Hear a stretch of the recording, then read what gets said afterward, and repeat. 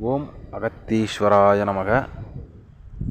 ஆதியும் நீயே அந்தமும் நீயே. நமது பஞ்சபூத மாந்திரீக சேனல் வழியாக நாம் பயணித்து கொண்டிருக்கின்றோம். முன்பதிவில் நான் சொல்லியிருந்தேன், ஒரு காளி பதிவு அப்படின்னு சொல்லியிருந்தேன். காளியை தொட்டவன் கை விட்டதே இல்லை காளி அப்படின்னு சொல்லியிருந்தேன். ரொம்ப ரொம்ப முக்கியமான ஒரு பதிவு இது. எல்லோரும் செய்யக்கூடிய, வீட்டில் இருக்கிறவங்க எல்லோரும் செய்யலாம் இந்த முறையை. இதுவே உடல் கட்டாகவும் பண்ணிக்கலாம், இதுவே திசை கட்டாகவும் பண்ணிக்கலாம். இதுவே இந்த மந்திரத்தை சொல்லி ஓமம் வளர்க்கலாம் வீட்டில். இந்த மந்திரத்தை வைத்து அஷ்டதிக்கு பந்தன முறைகளில் சில வேலைகளை மாற்றி செய்யலாம். இதுவே எல்லாமே செய்யக்கூடிய ஒரு மந்திரம்தான் இந்த மந்திரம். இந்த மந்திரத்தை வைத்து அனைத்து விதமான அஷ்டகர்ம வேலைகளும் செய்யலாம். இதில் இந்த மந்திரத்தை வைத்து அஷ்டகர்ம வேலைகளும் செய்யலாம். இது புரிஞ்சு தெரிஞ்சு செஞ்சு பார்த்தீங்கன்னு சொன்னால் இதனுடைய பலன் பலாபலன் ரொம்ப அபரிவிதமான பலன் இருக்கும். ஏன்னா ஏனோ தானோ பார்த்தோமா, வீடியோவை தள்ளி விட்டு போனோமா அப்படின்னு தான் நிறைய பேர் இருக்கிற மாதிரி தெரியுது. நிறைய பேர் இருக்கிற மாதிரி இதில் தெரியுது. இதில் ரொம்ப ரொம்ப ஒரு பதிவு கொடுக்குறோம் அப்படின்னு சொன்னால் அதில் பார்த்து அந்த பதிவை செஞ்சு பார்த்து அதுக்குண்டான கேள்விகள் விளக்கங்கள் கேட்டால் மேலும் என்ன பதிவு கொடுக்கணும், அதனுடைய சந்தேகங்கள் என்ன அப்படின்னு சொல்லி நம்ம சொல்லலாம். அதில் சரி, அது யாராருக்கு என்னென்ன கிடைக்கணுமோ அது அப்பப்போ கிடைக்கும். அது சரி, கிடைங்களுக்கு மட்டும் கிடைக்கட்டும் அப்படின்னு சொல்லி பதிவு உள்ளுக்குள்ளே போகலாம். ஒரு வளர்ப்பிறையோ அமாவாசை என்றைக்கு வேணாலும் இதுக்கு இப்போது இந்த மந்திரத்தை சித்தி செய்யணும், அஷ்டகர்மம் செய்யணும் அப்படின்னு சொன்னால் இந்த மந்திரத்தை சித்தி செய்யலாம். இந்த மந்திரத்தை சித்தி செய்யலாம். அவங்க மட்டும் என்ன பண்ணுறீங்க அப்படின்னு சொன்னால் அமாவாசை அல்லது பௌர்ணமி, அஷ்டமி, வியாழக்கிழமை, செவ்வாய்க்கிழமை இந்த நாளில் பார்த்து 6க்கு 6 தகடு எழுது முறைப்படி சுத்தி செய்து அதுக்கு உயிர் கொடுத்து உங்களுக்கு தெரிந்த காளி, எந்த காளி சக்கரமாக இருந்தாலும் பரவாயில்ல. இதுக்கு எந்த காளியோட சக்கரமாக இருந்தாலும் பரவாயில்ல. எல்லா காளி சக்கரமும் இந்த ஒரு மந்திரத்துக்கு வேலை செய்யும். எந்த காளி சக்கரமாக இருந்தாலும் பரவாயில்ல. அதை எழுதி வடக்கு திசை பார்த்து, சந்திரன் கிழக்கு திசை பார்த்த மாதிரி வச்சு நம்ம வடக்கு திசை மாதிரி பார்த்து உட்கார்ந்து, இது அஷ்டகர்ம சித்தி செய்கிறவங்களுக்கு மட்டும்தான் இந்த முறை. மற்ற முறையும் நான் சொல்கிறேன். ஃபஸ்ட்டு முதல்ல அஷ்டகர்ம சித்தி செய்கிறோம், காளியை நான் சித்தி பண்ணணும், அஷ்டகர்மம் செய்யலனாலும் பரவாயில்ல, நான் காளியை சித்தி பண்ணணும் அப்படின்னு சொல்கிறவங்களும் இந்த முறையை கடைபிடிங்க. பார்த்து விடியற் காலை நேரம் இருக்கிறவங்க விடியற் காலை, சரி விடியற் காலை வேண்டாம், நைட்டில் எத்தனை மணி அப்படின்னு சொன்னால் 8 மணிக்கு மேலே 2 மணிக்குள்ளே, 8 மணிக்கு மேலே 2 மணிக்குள்ளே எப்போ வேணாலும் இந்த மந்திரத்தை செய்யலாம். ஒரு நாளைக்கு 1008 படித்தாலும் சரி, 108 படித்தாலும் சரி. ஆக மொத்தம் இந்த மந்திரம் 18 நாள் படிக்கணும். ஆக மொத்தம் இந்த மந்திரம் 18 நாள். ஒரு சில பேருக்கு 7 நாள் 11 நாள்லேயே முடிஞ்சிடும். சித்திக்கு உண்டான அறிகுறிகள் தெரிஞ்சிடும். விஸ்வரூபத்தர் எல்லாமே இதில் ஆகும். உண்மையை சொன்னோம் அப்படின்னு சொன்னால் கரெக்டான இது மைமுறைகள்லாம் வச்சு, மைமுறைகளை இதுக்குன்ன ஒரு சர்வதேவத வசிய மையோ, அஷ்டகர்ம மையோ, இல்லை ஐங்கோலம் மைய, மற்றபடி வாசனை திரவியங்கள், காளியில் காளி மையினே தனியாக ஒரு 2 மை உண்டு. அந்த மையெலாம் வச்சோம்னா சும்மா உடனே பறக்கும். அப்படியே இன்னும் நடக்குதுன்னே தெரியாது. அந்தமாரி ஒரு விபரீதங்கள்லாம் தெரிய வரும். அந்தமாரி மைமுறையை வச்சு செஞ்சு அப்படின்னு சொன்னால், மை இருந்துச்சுன்னா அந்த மை வச்சு பண்ணுங்கள். மை இல்லாதவங்க கோரோசனை புணுகு அதில் அத்தர் கொஞ்சோண்டு மிக்ஸ் பண்ணி தடவி தகடு ஃபுல்லாக தடவிடுங்க. அப்படி இல்லைன்னு சொன்னால் அந்த அரளிப்பூ இருக்குதுல்ல, அரளிப்பூவில் அர்ச்சனை பண்ணணும். அரளிப்பூ அர்ச்சனை பண்ணணும். இந்த மந்திரத்தை சொல்லி பண்ணி ஒரு 108, ஒரு நாளைக்கு 108 படித்தாவே போதுமானது. 108 படித்து, இல்லை அமாவாசையிலேருந்து அடுத்த பௌர்ணமி, இல்லை பௌர்ணமிலேருந்து அடுத்த அமாவாசை, அப்படி 15 நாள் உங்களுக்கு சித்திக்கு உண்டான அறிகுறிகள் ஏதாவது தெரிகிற வரைக்கும் நீங்கள் பண்ணிக்கலாம். ஆனால் ரொம்ப நாள் பிடிக்காது. இது கரெக்டாக பண்ணால், மன ஒழுக்கத்தோடு கரெக்டாக பண்ணால் உடனடியாக வந்து எல்லா வேலைகளும் வந்து சித்திக்கு உண்டான வேலைகள் வந்து நடக்கும். சரி, இது சித்தி பண்ணிங்கன்னா அஷ்டகர்ம வேலைகள்லாம் வந்து அவங்க வழிமுறையில் எப்படி பண்ணுறீங்களோ இதை வச்சு நம்ம வந்து பண்ணிக்கலாம். சரி, இது வந்து தகடு எழுத தெரியாது, அதெல்லாம் பண்ண தெரியாதவங்களாம் என்ன பண்ணணும் அப்படின்னு சொன்னால், இப்போது ஒரு விபூதி அல்லது வந்து குங்குமம் வந்து ரொம்ப பவர்ஃபுல்லாக வேலை செய்யும். விபூதியோட குங்குமம் வந்து ரொம்ப பவர்ஃபுல்லாக வேலை செய்யும். அதில் ஒரு ஜீவசத்து கொடுத்தா இன்னும் பவர்ஃபுல்லாக வேலை செய்யும். ஜீவசத்துன்னு சொன்னால் என்னன்னு சொல்லி நிறைய பேருக்கு வந்து தெரியாது. அது வந்து தேவையில்லை. தெரிஞ்சவங்களுக்கு மட்டும் கருவாளி தான் அறிவான்னு சொல்லுவாங்க. அதெல்லாம் ஒன்றும் தேவையில்லை மற்றவங்களுக்கு. நீங்கள் என்ன பண்ணுங்க அப்படின்னு சொன்னால், குங்குமத்தை பரப்பி அதில் இந்த மந்திரத்தை ஒரு தென்னங்குச்சி அல்லது கம்பிகள், ஏதாவது ஒரு கம்பிகள் அல்லது வெள்ளெருக்கன் வேர் அல்லது அருகம்புல் வேர், இதில் வந்து இந்த மந்திரத்தை வந்து எழுதணும். இப்போ நான் கொடுக்குறேன், கொஞ்சம் பெரிய மந்திரம் தான் அது, ஒரு 4-5 வரி மந்திரம் தான். அந்த மந்திரத்தை வந்து எழுதி ஒரு நாளைக்கு வந்து குங்கத்தை வந்து அகலமாக பரப்பி தட்டுலையோ மாம்பலைகளையோ எதிலையோ ஒன்று பரப்பி அந்த மந்திரத்தை எழுதிட்டிங்கன்னு சொன்னால் அது மேலேயே வந்து அர்ச்சனை பண்ணோம். அந்த அரளிப்பூ அர்ச்சனாலும் சரி, அரளிப்பூ அர்ச்சனை சொன்னால் ரொம்ப விசேஷம். இல்லை மல்லிகைப்பூ அர்ச்சனைன்னு சொன்னால் பரவாயில்ல, மல்லிகைப்பூலாம் பரவாயில்ல. அந்த பூ போடும்போது அந்த மந்திரம்லாம் வந்து அந்த எழுத்துலாம் வந்து இதாகும். அது போனாலும் பரவாயில்ல, ஒரு வாட்டி எழுதிட்டு வச்சுட்டு பிறகு ரெண்டாவது வந்து அது வந்து மறுபடியும் கலைஞ்சிடுச்சு எழுந்து தெரியலையேன்னு சொல்லிட்டு திருப்பி வந்து எழுதக்கூடாது. ஒரு நாளைக்கு முதல்ல பூஜை ஆரம்பிக்கிற அன்றைக்கி எழுதுனதோடு இருக்கணும். ரெண்டாவது வந்து எதுவும் தொடக்கூடாது. அதை அந்த பூ அது மேலே விட்டு கலைஞ்சாலும் பரவாயில்ல, மந்திரம் வந்து எழுத்துக்கள் வந்து கலைஞ்சாலும் பரவாயில்ல, அது அப்படியே தான் இருக்கணும். உங்களுக்கு அந்த அறிகுறி வந்து தெரிகிற வரைக்கும் செய்யணும். அப்படி இல்லைன்னு சொன்னால் நீங்கள் என்ன பண்ணுறீங்க அப்படின்னு சொன்னால், ஒரு 9 நாள் செய்யுங்க, இல்லை 11 நாள் செய்யுங்க. பூஜை செஞ்சு 11 நாள் செய்யுங்க, கொஞ்சம் விசேஷமாக இருக்கும். 11 நாள் செஞ்சு அந்த குங்குமத்தை எல்லாமே அப்படியே வந்து எடுத்து வச்சுக்கின்னு எங்கே வெளியில் போனாலும் சரி, எந்த ஒரு துஷ்டி சக்தியும் வந்து உங்களை வந்து அண்டாது. ஆனால் இதுக்கெல்லாம் வந்து படையல் வைக்கணும். நான் முதல்ல சொன்ன அஷ்டகர்ம சித்திக்கும் சரி, இதுக்கும் வந்து படையல் கண்டிப்பாக வந்து படையல் வைக்கணும்.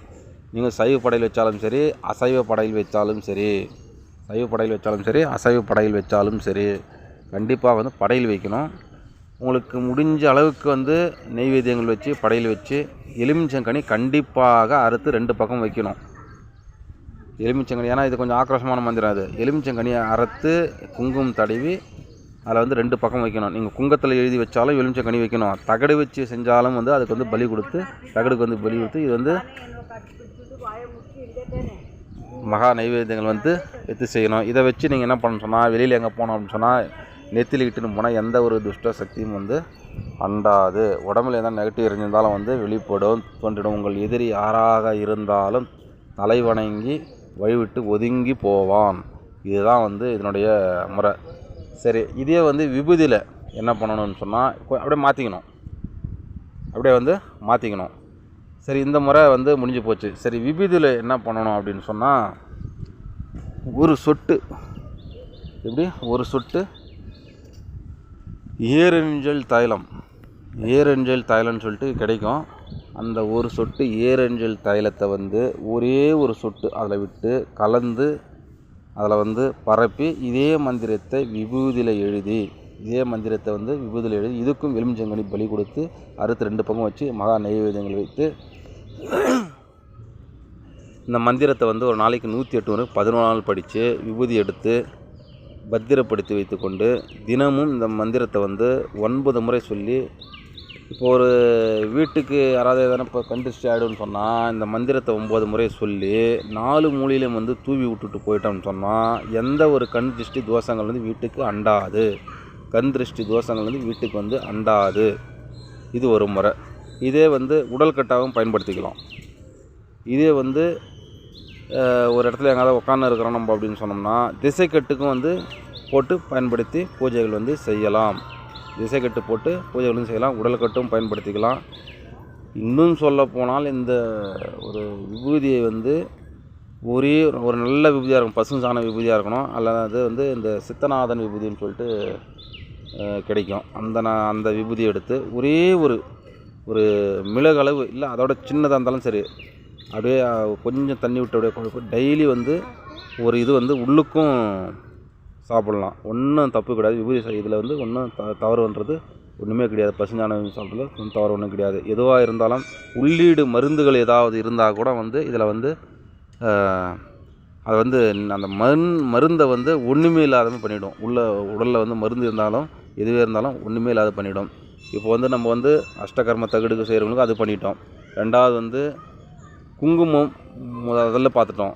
விபூதியில் வந்து அதுலேயும் பார்த்தாச்சு. சரி, இப்போ வந்து அஷ்டதிக்கு பந்தனம் சொல்லியிருந்தேலாம், இதை வச்சு சில வேலைகள் மாற்றி அஷ்டபந்தனம் செய்யலாம். சில பொருட்கள் கூட வச்சு சில வேலைகள் வச்சு அஷ்டபந்தனம் பக்காவாக வேலை செய்யும். அது வந்து பேசிக்கில் வந்து ஸ்டார்டிங்கில் வந்து மாந்திரிகம் கற்றுறவங்களுக்கு வந்து அது வந்து அப்படி செய்யணும். மாந்திரிகம் தெரிஞ்சவங்க வந்து என்ன பண்ணணும்னு சொன்னால், இது கூட ஒரு 2 பொருள் சேர்த்து இதை கூட போயிடுவாங்க. அது 1 கூட போனாலும் வேலை செய்யும், 8 கூட போனாலும் வேலை செய்யும், 4 கூட போனாலும் வேலை செய்யும். இல்லை குழல் போல் குடுவை செஞ்சு வச்சாலும் செய்யும். இல்லை இந்த குடுவிக்கே வந்து கட்டு போட்டு அதுக்கு ஒரு தம்மனை மை மற்ற மைகள்லாம் வச்சுட்டாங்கன்னா ஒன்று வச்சு செய்ய வேண்டியது தான் வேலை. கொஞ்சம் மூளைக்கு வேலை கொடுத்து ஒன்று வச்சு செஞ்சு அதே அஷ்டதெய்வம்னு சொல்லிட்டு ரெடி பண்ணி வச்சிடலாம். சரி, இப்போ வந்து ஓமங்கள் வந்து வளர்க்கணும் அப்படின்னு சொன்னால், இப்போது வீட்டில் வந்து எப்போ பாரு பிரச்சனை இருக்குது, எப்போ பாரு சண்டை இருக்குது அப்படின்னு சொன்னால், இந்த மந்திரத்தை வந்து மனப்பாடமோ இல்லை எழுதி வச்சுக்கணும். உங்களுக்கு தேவையான இப்போ கடையில் பூஜை சாமான் கடையில் வந்து கிடைக்கும். இந்த ஓம குச்சின்னு கேட்டால் கிடைக்கும். என்றைக்கு பண்ணணும் ஓமம் அப்படின்னு சொன்னால், சில பேர் என்னென்னைக்கோ பண்ணுறாங்க. என்றைக்கு பண்ணணும் அப்படின்னு சொன்னால், செவ்வாய்க்கிழமையும் சனிக்கிழமையும் தான் ஓமம் பண்ணணும். ஏன்னா எந்த ஒரு வந்து யார் எதுனா செஞ்சாலும் உடனடியாக பழிக்கக்கூடிய நாட்கள் வந்து போய் ரிட்டர்ன் வந்தாலும் கரெக்டாக துல்லியமாக போனாலும் டக்குன்னு முடிச்சு வேலைன்னு சொல்லி எல்லாம் பண்ணுறது வந்து செவ்வாய்க்கிழமையும் சனிக்கிழமையும்.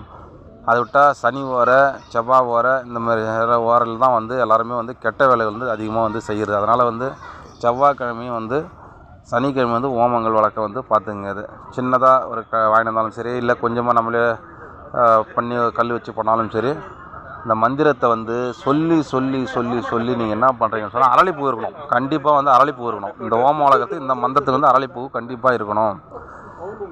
சொல்லி என்ன இதில் வைக்கணும் அப்படின்னு சொன்னால், எலுமிச்சங்கனி, குங்குமம், அரளிப்பூ, 2வது ஓமக்குச்சி. இதுக்கு வந்து நெய் வந்து இருக்கணும், அல்லது வந்து எள் எண்ணெய். நெய் அல்லது வந்து எள்ளெண்ணெய். நெய் வந்தால் கொஞ்சம் விசேஷமாக இருக்கும். எள்ளெண்ணெய் அப்படின்னு சொல்லும்போது வந்து கொஞ்சம் நமக்கு ஒரு சிலிர்ப்புத்தன்மை உண்டாகும். எள்ளெண்ணெயில் கொடுக்கும்போது ஒரு சிலிர்ப்புத்தன்மை உண்டாகும். நெய்யாக இருக்கும்போது அந்த சிலிர்ப்புத்தன்மை இல்லாத உடம்பு வந்து இருக்கும். அவ்வளோதான் விசேஷம்.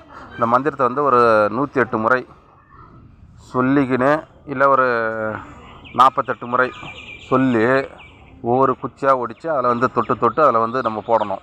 மந்திரத்தை சொல்லி ஒன்று கொடுக்கணும். இந்த மந்திரத்தை படித்து ஆகர்ஷமாக வந்து நம்ம அதில் வந்து கொடுக்கணும். கொடுத்து ஒவ்வொரு நம்ம கொடுக்கும்போது வந்து ஒவ்வொரு பூ வந்து கொடுக்கணும். பூ வந்து அரளிப்பூ வந்து அதில் வந்து கொடுத்துடணும். 2வது வந்து கடைசியில் அந்த எலுமிச்சங்கனி இருக்கு இல்லையா, எலுமிச்சங்கனி வந்து முழுமையாக 9 எலுமிச்சங்கனி அல்லது 8 அல்லது 7, சரி இல்லாத பட்சத்தில் 1 கொடுத்தாலே போதும். ஆனால் 3 தான் கொடுக்கணும். 3 எலுமிச்சம்பழம் கட்டாயம் வந்து கொடுக்கணும். அதில் கொடுத்துட்டு கடைசியில் வந்து ஒரு எலுமிச்சம்பழத்தை அறுத்து குங்கம் தடவி அதில் வந்து போட்டுட்டோன்னு சொன்னோம்னா, இந்த எல்லா சித்தி பண்ணி குங்குமம் பண்ணி எல்லாம் பண்ணுறதோட வீட்டுக்கு வந்து இந்த நம்ம பண்ணிக்கிற ஓமம் புகையில் வந்து பர்ஃபெக்டாக எந்த ஒரு செய்வினையாக இருந்தாலும் எந்த ஒரு இதுவாக இருந்தாலும் வந்து பிச்சு பிடிங்கன்னு ஓடி போயிடும். ஆனால் ஓமம் வளர்க்கும் போது கண்டிப்பாக வந்து படையல் வைக்கணும். அங்கே படையல் வந்து கண்டிப்பாக வந்து படையல் வைக்கணும். உங்களால் முடிஞ்ச படையல் வச்சு, அசைவு படையல் வச்சா ரொம்ப நல்லது. அசைவு படையல் வைக்கல அப்படின்னு சொன்னால் 9 எலுமிச்சங்காய் அல்லது 3 எலுமிச்சங்காய் கட் பண்ணி குங்குமம் தடவி அதில் வந்து கண்டிப்பாக வந்து வைக்கணும்.